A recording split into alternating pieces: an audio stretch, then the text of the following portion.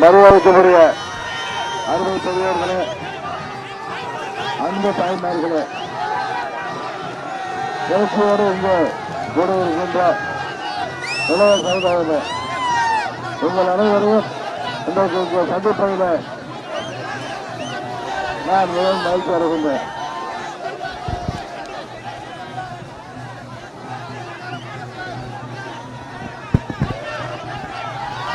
கொஞ்சம் மறக்காது கொடியெல்லாம் மறக்காதீங்க, மேலெல்லாம் மறைக்குது, கோடி மறைக்குது அவங்களுக்கு.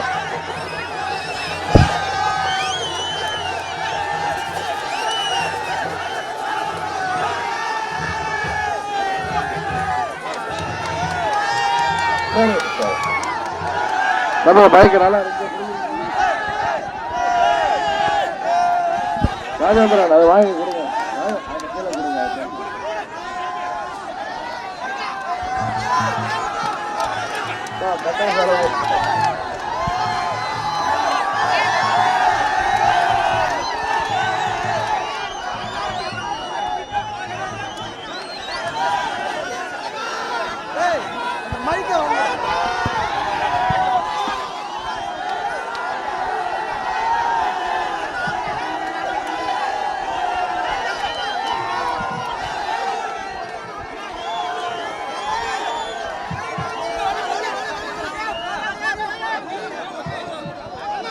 பைக்கு சார், பைக்கு எப்படி போவீங்களா?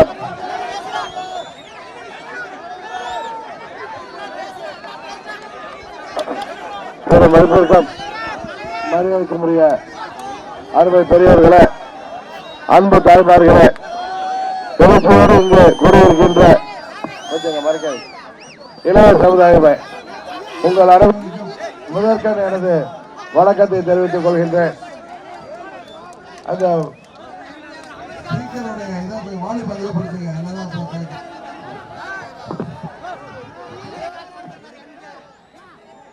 வருகின்ற ஏப்ரல் 18ஆம் தேதி நமக்கெல்லாம் ஒரு மிகவும் நல்ல காரணம்.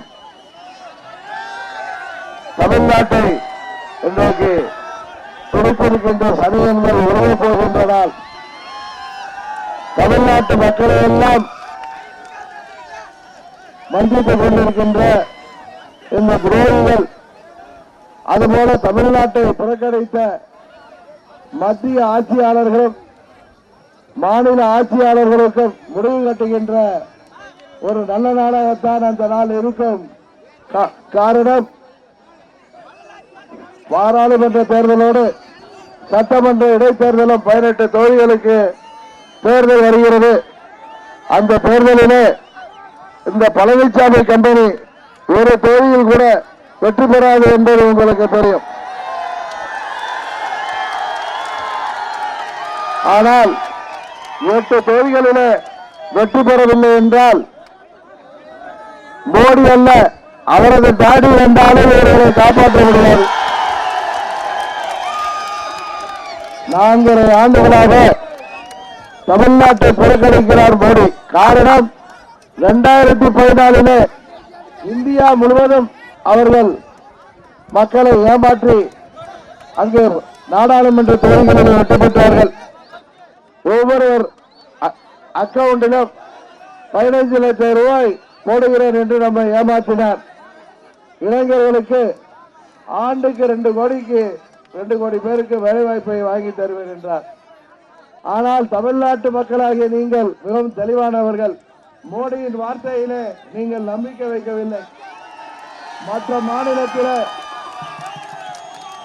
பல மாநிலங்களிலே மக்கள் ஏமாந்து வாக்களித்து விட்டு எப்படி இங்க நாம் பழனிசாமியையும் மோடியையும் ஒழித்து கட்டுவதற்காக காத்திருக்கிறோமோ, அதுபோல மோடியை ஆட்சியை விட்டு இறக்குவதற்காக அங்கே மக்கள் காத்திருக்கிறார்கள். நீங்கள் எல்லோரும் அந்த தேர்தலிலே 2014 5 ஆண்டுகளுக்கு முன்பு நடைபெற்ற தேர்தலிலே குஜராத் மோடியா அல்லது தமிழ்நாட்டை சேர்ந்த இந்த லேடியா என்று அம்மா அவர்கள் கேட்ட பொழுது, எங்களுக்கு மோடி தேவையில்லை, நிர்வாகத்திற்கு இந்த லேடி தான் தேவை என்று நீங்கள் அம்மா அவர்களை வெற்றி பெற செய்தீர்கள். 37 தொகுதிகளிலே மாபெரும் வெற்றியை தந்தீர்கள். ஆனால் அன்றைக்கு மாத்திரம் அறுதி பெரும்பான்மை கிடைக்காமல் இருந்திருந்தால் இந்த மோடி இங்கே ஆட்டம் போட்டு இருக்க முடியாது. அவருக்கு தனிப்பெரும்பான்மை கொடுத்த காரணத்தினால்தான் இன்றைக்கு பொருளாதார கொள்கையிலே பல குளறுபடிகளை செய்து வைத்திருக்கிறார். கருப்பு பணத்தை ஒழிக்கிறேன் என்று இந்தியாவிலே யார் கையிலும் பணத்தை இல்லாமல் செய்துவிட்டார். அம்பானிகள் அதானிகள் கையில் தான் இருக்கின்றது. இவர் தன்னை லஞ்ச லாவண்யத்திற்கு எதிரானவர், ஊழலுக்கு எதிரானவர் என்று மோடி சொல்கிறார். ஆனால் தமிழகத்திலே பழனிசாமியும் பன்னீர்செல்வம் கம்பெனியை ஆதரிக்கிறார் என்றால் இது எப்படி நாம் அவரை மிஸ்டர் கிளீன் என்று ஏற்றுக்கொள்ள முடியும்? இந்த ஆட்சியை அவர் பாதுகாக்கிறார் என்றால் இன்றைக்கு தமிழ்நாட்டில் இருக்கின்ற மக்கள் விரும்பாத, மக்களுக்கு துரோகம் செய்கின்ற பழனிசாமி பன்னீர்செல்வத்தை அவர் காப்பாற்றுகிறார் என்றால் அவர் எப்படி நல்லவராக இருக்க முடியும்? அம்மா மறைவிற்கு காரணம், கடந்த தேர்தலிலே நீங்கள் மோடிக்கு ஒரே ஒரு தொகுதி தான் நீங்க கொடுத்தீர்கள். தமிழ்நாட்டு மக்கள் மீதும் அம்மா மீதும் இருந்த கோபத்தில் தான் தமிழ்நாட்டை புறக்கணிக்கிறார்.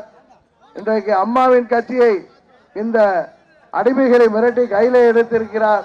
அம்மாவின் உண்மையான பிள்ளைகளாகிய நாம் மோடியை கண்டு அஞ்சவில்லை, மோடியை எதிர்த்து போராடுகிறோம்.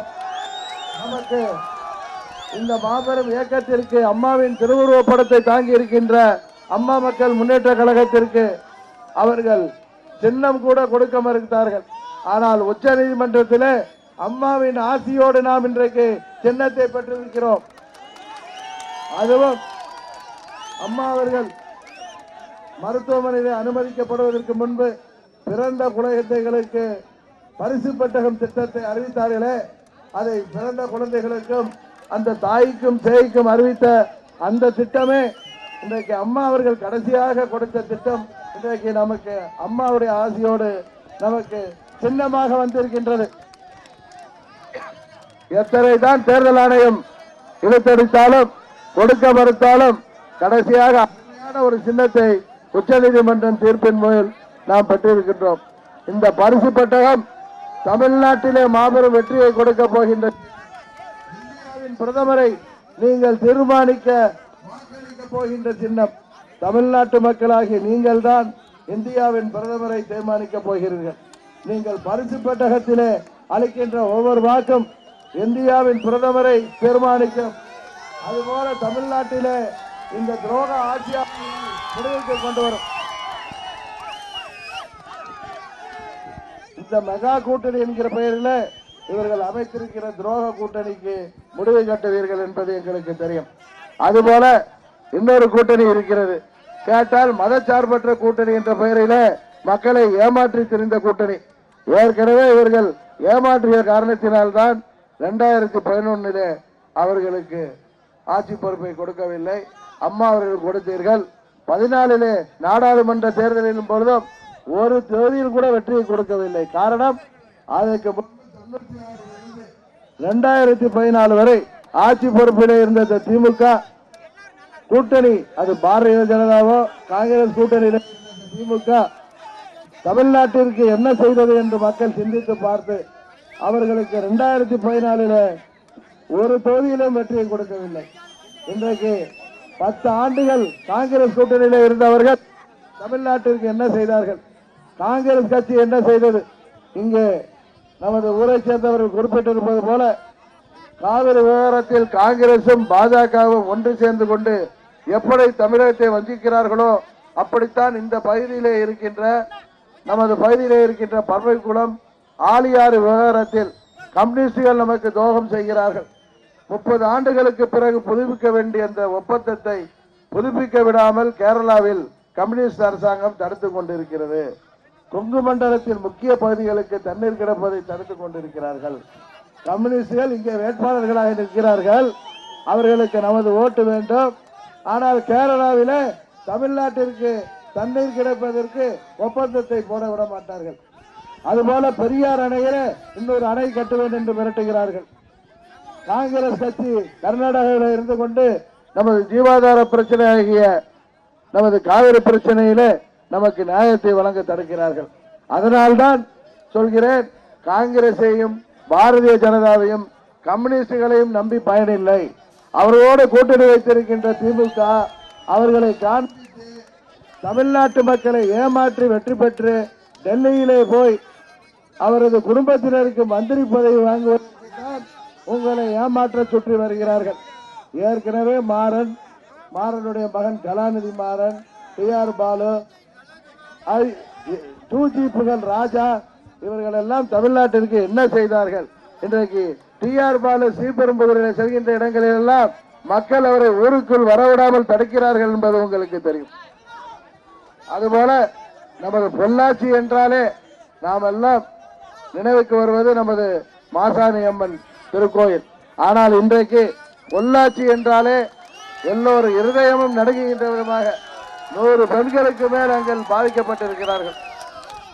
அந்த தவறான நடவடிக்கையிலே அவர்களுக்கு கெடுதல் செய்த அந்த கூட்டத்தை ஆளும் அரசாங்கமே காப்பாற்றுவதாக வருகின்ற வழியெல்லாம் வருத்தத்துடன் சொல்கிறார்கள். இந்த நிலைக்கெல்லாம் மாற்றத்தை கொண்டு வர அதில் யாராக இருந்தாலும் அவர்கள் மீது நடவடிக்கை எடுக்க மே 23க்கு பிறகு இந்த 18 தொகுதிகளிலும் இவர்கள் ஒரு தொகுதியில் கூட வெற்றி பெற வாய்ப்பில்லை.